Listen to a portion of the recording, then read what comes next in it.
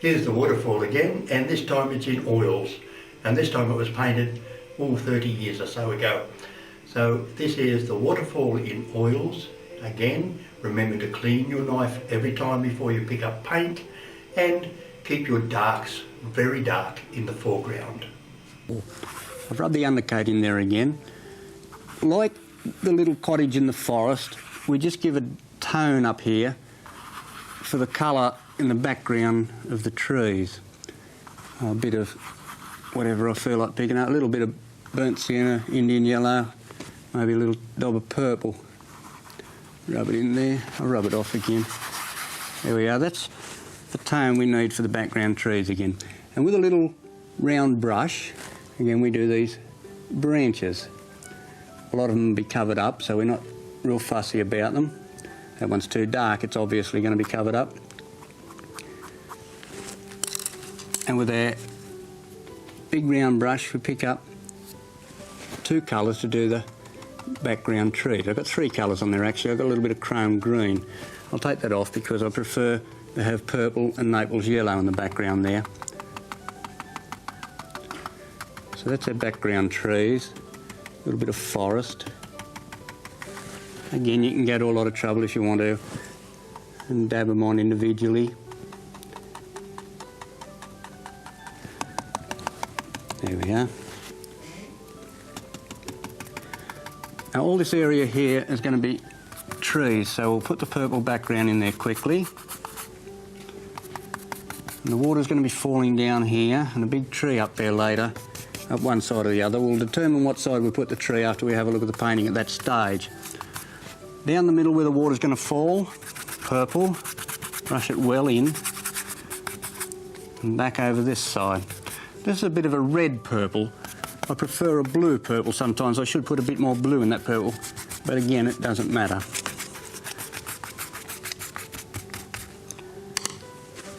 Now for the foliage on these trees, chrome green, dab dab brush stroke, start for the centre and work out towards the edge of the painting.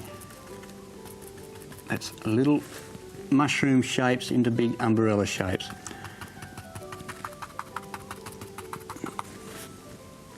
Same over here. Again, we change the sunlight direction to keep the painting interesting.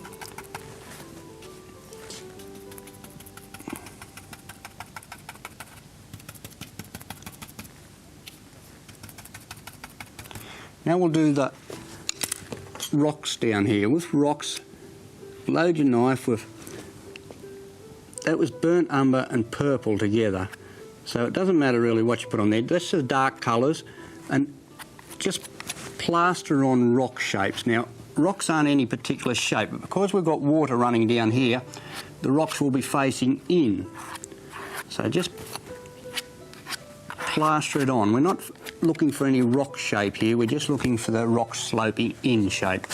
If you're not sure where to put the paint, just shut your eyes and put it on, because it doesn't matter where it is as long as it's facing in. Now have a look there, and if you can see any rocks, we'll detail them. Pick up a bit of white and a bit of burnt sienna on your knife at the same time, and that'd be, I'd say the sun would be shining there, so we'll put a bit of colour there. The sun would shine on that one, put a bit there, again down there. The sun will be shining up here. So that's basically your rocks. We'll colour that bit in there. A bit of paint missing, there's raw canvas there. Now I'm going to put the water crashing down off the rocks. To do that, we'll take the fan brush, rub it in blue paint until it's quite dirty in the blue paint. Then wipe it just once, wipe it a bit clean so there's not too much paint hanging off it. Then straight into the white paint, pick up a great big blob of white paint. Don't mix it with the blue, just pick the paint up. Now that's quite a lot of paint on the brush there. I'm going to make it run down, probably crash on that rock down to there.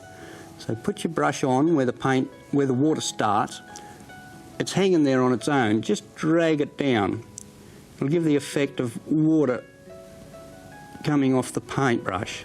Turn it over when it nearly runs out of paint or when you want to change direction, and drag it down again. Now that's an easy way to do water. I'll wipe the brush clean. If you want to make the water more detailed, you can give it this brush stroke like that.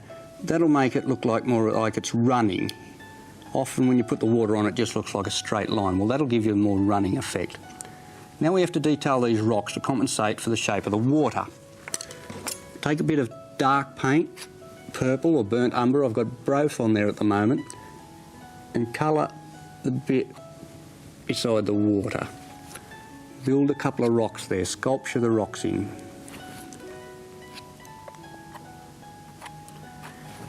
And a bit of sunlight on the new rocks you just put in.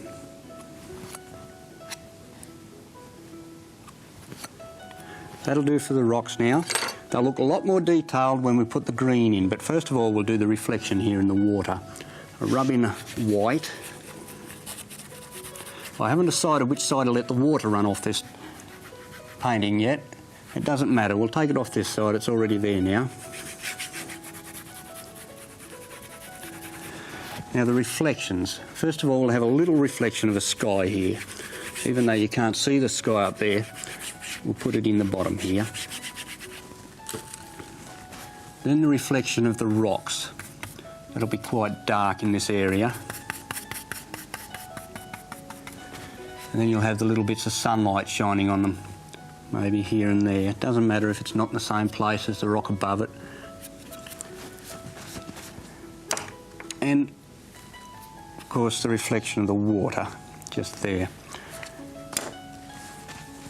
Now when we put our green on, this is chrome green, so we do the foliage between the rocks. Similar to the Aboriginal painting, we correct the rocks by putting foliage in between them.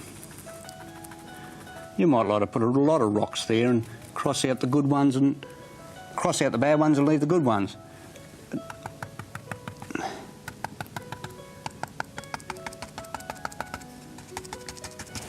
That's the foliage between the rocks. Anywhere where you can't see what's going on and it doesn't look as you want it, just have a bit of foliage in there.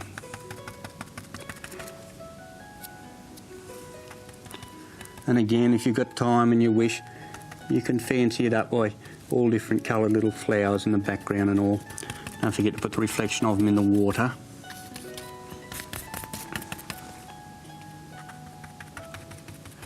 That's the reflection roughly in the water. We take our big flat brush again, and I find if you start in the middle it's better, because if you start on the outside you get your brush dirty by the time you get into the middle. So we'll start in the middle, wipe the brush clean, pull it down once into another spot.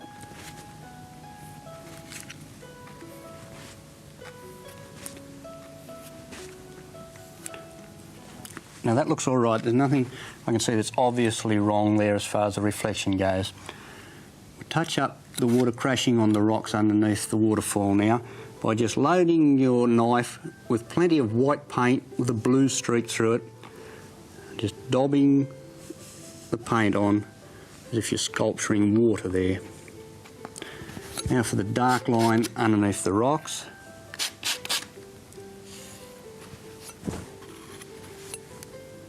And the white ripples again.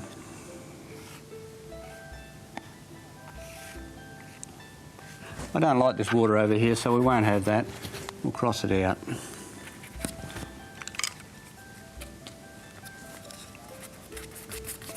Come down into the dark colours down in the corner again. I was going to put the tree up there, but I'll put it up this side now. You'll find as you work along, you'll change your mind about where you put things. This is the easiest way to work, because then you're not worried that you're going to put things in the wrong place. Anything can be replaced. Anything that's in the wrong place, just cross it out and put something else over it. The beauty of making up as you go along. And if you learn the few simple brush strokes, there's only a few of them, then you can put the items exactly where you want them. We'll do that big tree now. Load the knife with purple on one side and the light on the other side. I'm using purple on one side, burnt sienna and white on the other side. We'll pull the tree down through here. Sculpture it.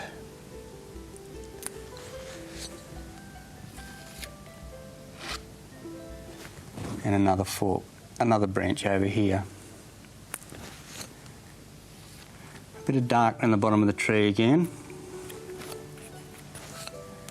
And I'll detail this edge here by giving us a nice straight dark line down there. I'll do the same to this branch here.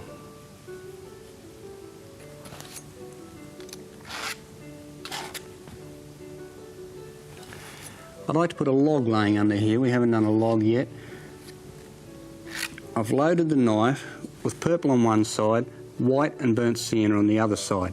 As the light is shining on this direction again, so the light colour is on the top of the knife. And that's a basic log. You can detail it by tidying the bark up, and it never looks any good until you get a bit of grass underneath there and a few branches off it. So I'll put a branch up there. And as soon as we put the grass underneath, it'll look a lot more like a log laying there. Tidy up under the bottom of the tree. Now we haven't done the tree trunks here. They're just your little round brush, load it with two colours, roll it as you put it on. These branches go in the dark part of the trees, the bit between the foliage.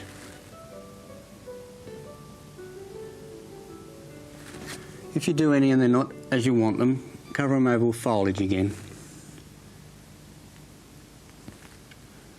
That branch didn't come out, but it doesn't matter.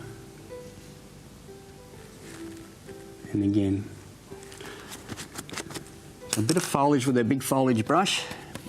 Load it with purple on one side, Naples yellow, chrome green on the other. It's getting a bit thick up here, the paint, so maybe we'll leave that foliage out. It's not necessary. And down the bottom here we can have some little flowers. It's purple and Naples yellow and chrome green, all the brush at once. Well, I'll sign that painting now, and that's the end of the waterfall. I think you'll find you'll have a lot of fun practising this method. The idea is to practice your brush strokes so you don't have to think about them, and all you have to think about is your arrangement. You can put the picture together as you wish.